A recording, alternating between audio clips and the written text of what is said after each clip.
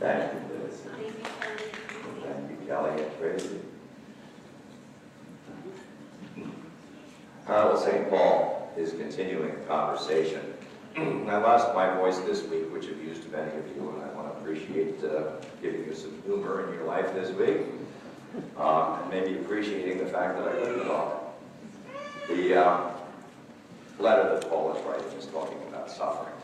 And when he talks about suffering, you already know his working definition of sin. All right? It is something which is going to happen just about every day of our lives, where we're going to be at a place where we do something wrong. We may not do it willfully, spitefully, or any other thing like that, but the fact of the matter is that we have a tendency to screw things up. We have a tendency to say the wrong thing, do the wrong thing at the wrong time, and all of that, and just make a mishmash, sometimes of relationships and decisions and all of that kind of thing. Of course, the other kinds of suffering naturally are our bodies, which do begin to break down with atrophy over time, or entropy rather, and it is just the way of things. So suffering, for Paul at least, is just a normal part of the creation. Nothing new, nothing unusual. The question becomes for him is, how will you perceive it, and how will you live with it? And that's what Paul's talking about. How do you do it? Do you do it with the style and the graciousness of God that he's given you, or you do it in a more mean-spirited, nasty, ugly way? And suffering comes in all kinds of sizes and shapes. I was talking to a guy from another church some months ago, and he had just gotten a new boss at his job, a job which he had been doing for like 35 years, very competently and very good. And the new boss came in and started hassling him almost immediately, day one, and just kept following him around, asking him, why are you doing that? What are you doing that for? Why don't you do this, that, and the other thing? You know how that can go sometimes. Well, what was happening is he did not come back at the boss to have a conversation with him. What do you think he did? He transported his anger and frustration and resentment home and took it out on his wife and his kids. And he was just a miserable human being in his own words, because he was so angry and frustrated all the time. Finally, his wife said, you know, this is not coming from us. We are not the cause. You know what the cause is. You know the root and the heart of the problem. So don't take it out on me anymore. I'm done with that. Go do something about it. So, interesting. He went back. He had a conversation with the boss and said, why are you after me all the time? Telling me this, that, and the other thing. And the boss said to him, I do that because I don't know anything. I was hired for this job, and I don't know how to do it. And I don't know what any of you do, or how you do it. And my friend said, well, why didn't you ask me? And I'll teach you. You remember the gifts of the gospel: beauty, truth, justice, and love, fairness. That was a moment of truth. And that is one of the ways in which you deal with, and I will hate to use that phrase because it's so trite, that is one of the ways that you live your gospel life in the truth, which means unconcealing that which is hidden. What was hidden was that young man's fear of not knowing anything and trying to manage people that he knew nothing about how they did their job. And after the truth came out, then relationships were restored, new relationships were forged. That is what Jesus tries to teach us, his way and his path, which is about both relationship building, working together in an interconnected fashion, and overall enriching the world around you. And so that when you are in a suffering mode, the first thing that you want to do, whether it be physical, emotional, mental, whatever it is, you want to start to backtrack to find out the source as much as you can. You know, sin is can be very vague and very iffy, because you're not sure when you've done something wrong sometimes. We're all in that position. You know, you might have looked at somebody wrong. in the cities with gangs. It was not uncommon to have somebody get shot or stabbed because somebody looked at somebody else in the eye and they took offense. Stupid, absolutely stupid. But you get the idea of how sin functions, just the propensity to do wrong things. And what Jesus is teaching in the parable this morning, by the way, tares and wheat look exactly alike. And it takes a very experienced eye to tell the difference between a weed and a wheat stalk with seed, which is why the owner, smart, very mature leader there, because his field hands were ready to rip the whole field apart and try to plant a new crop, before the bad weather came. And the owner said, no, we're not going to do that. We're going to handle this in a mature fashion. We're not doing revenge. We're not doing retribution. We're not getting even. And we're not ripping the field apart. What we're going to do, and this is respect for the workers, we're going to use the skills of those people who work for me to sort out the wheat and the chaff, the wheat and the weeds at the harvest. And then we'll burn the weeds so that the weed seeds don't get blown around into the field again with the wind. So that was a very good and mature response to a moment of suffering and panic and future suffering of hunger. And that's the point Jesus is making with your spiritual life and your daily living, that one of the things you always want to be about with your life is to use the gifts that you've been given and have your foundation, the source of your being and decision-making, directly and specifically anchored in the seeking of beauty, of truth, of love, and of justice or fairness. Okay, I was talking to a few people, we were joking some months ago at a church gathering, and there was a lady and a husband there, older couple, and they were laughing, but they hadn't been laughing earlier in this year, because it was her job over the last 3 years to climb the ladder to the second story to clean the gutters out. Now these are folks in their high 70s. You don't do that yet, do you, Edie? No. God bless you.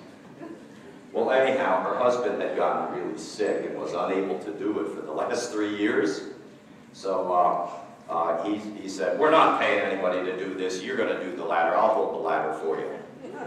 So for the last 3 years, that's exactly what had happened. And he was quite incompetent and incapable of holding that ladder. But she went and did it. Now understand your life and your brain here for a moment. You have habits, and you have habitual ways of thinking in any given situation, and have habitual responses to any situation. It's all there on the CDs in your brain, lined up, so you can see some situation, and you won't even think about it. You'll be thoroughly thoughtless about it, because you'll pop the CD on the player and blip it out of your lip. And that's what he would do. Well, time to go up the ladder, spring clean the gutters. And she did it. But the third year, this last spring, she said, I don't think I should do that. I'm not feeling very confident on the ladder. And, he yipped and yipped, that's an automatic response. You're just lazy, you don't feel like doing it, that I'm strong enough to hold the ladder. You know how people can get really stupid. All of you have been stupid, not just men either. Well, anyhow, what happened, he finally, he was getting the ladder out, he finally said, you can't do this. I can't hold the ladder. I haven't been able to hold the ladder for the last 3 years, and all I've done is put you in danger. And I don't know why. I'm just thick, stubborn. That's always the excuse, right? Thick and stubborn, yeah. Okay, but here's the thing. What he finally did, what finally broke through to him, was the gospel through the Spirit. I love my wife. I care for my wife. I have really shafted her bad these last 3 years. And I'm not going to do that anymore. takes time to mature and to grow in grace. A minor event, obviously, it'll never make the newspapers. You would have never known of this if I hadn't said something, and you still don't know who it is. But a moment of grace and gospel in that family circumstance. So all of a sudden, their marriage is now different. They're recognizing their limits. And so they're no longer suffering. That's the point. They're no longer suffering not only each other, but they're no longer just suffering their body loss and ability. They're now learning to live together in a more helpful and upbuilding fashion. Truth, fairness, justice, beauty, and love. That's the parable that Jesus is teaching, and that's the point Paul is trying to get us to in thinking about our lives.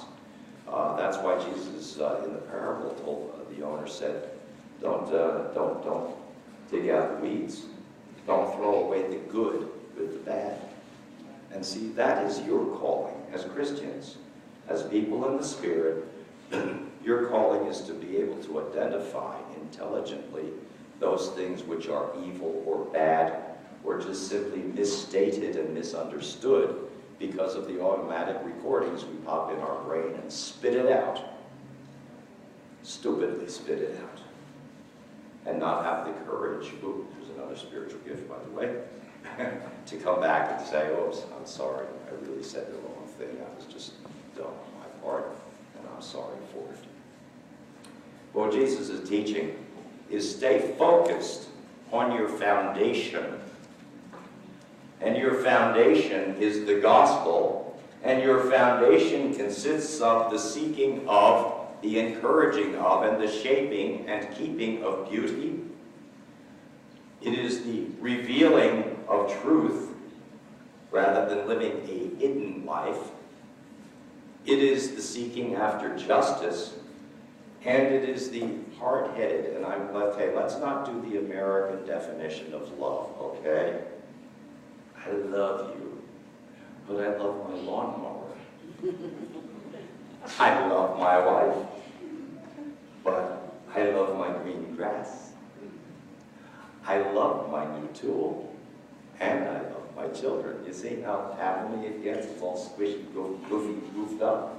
Now, the gospel says this about you and about me. You are one who is called to love life in all of its manifestations. And to be a lover of life is to make a prior, get this now, a prior commitment to loving life before you even meet it. And that's called a covenant that you're making with the world in which you live. You may not like everything that goes on, but your calling is not necessarily to like it, but to be committed to the life which is there. I have been highly amused all this week, I must tell you, the talk shows and TV news talk heads have been fabulous. It's been quite amusing, especially I think with the children and teenagers coming up through our borders. You have not heard a word about fairness, justice, feeding the hungry, as Jesus said. You know, when you fed the hungry, you fed me. Of taking care of those kids and sorting it out later. The mature thing is going to occur this week when the presidents of those three countries are coming here to have a meeting. That, by the way, is the mature way to do it. And, but I was highly amused because, one of the wannabe politicians who's running for office, came into the protest with the signs and all that stuff, took pictures of a bus. So you saw all the scared faces of the kids looking out the window. And guess what it was? YMCA. The YMCA school bus bringing kids home from camp. They reported that as an immigrant bus with those illegal alien children who were bringing diseases into our country. but you have not seen. And this is the demonic nature of our TV. Not one word of apology, remorse, or recognition of wrong. In other words, they lie. They conceal the truth. The other thing that I saw, which I was quite amused at, because I checked this motel myself, as if I were going on vacation. The motel that was the resort with the 3 swimming pools, and the whole shooting match, all of the amenities that those children were being kept in. Well, if you want the name, I have it at home. I Googled it as if I was going on vacation. It has no stars. The reports of the people who have stayed there are 100% negative.